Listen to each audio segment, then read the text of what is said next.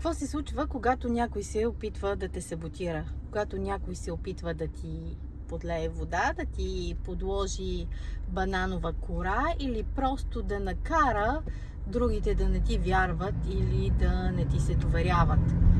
Ами, много е просто. Просто не им обръщаш внимание. Знаеш ли защо?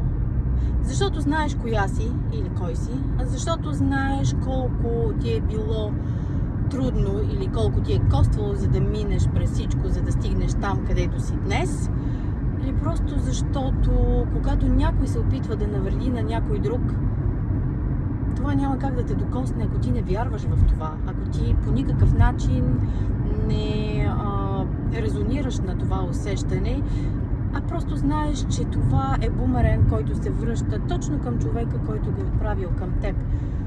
Не смяташ ли така?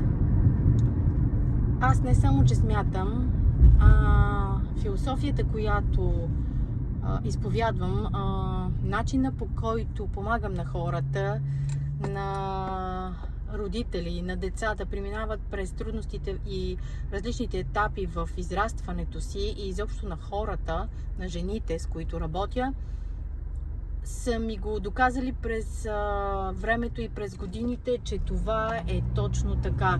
В момента, в който спреш да вярваш в себе си, в момента, в който спреш да се доверяваш на инстинкта си, нещата се обръщат срещу теб. Но когато си кажеш не, стоп, това не е моето, то наистина е точно така. И повярвайте ми, никой не може да преобърне вашия свят, ако вие не позволите той да бъде преобърнат. Успешен ден от мен! Чао и до скоро!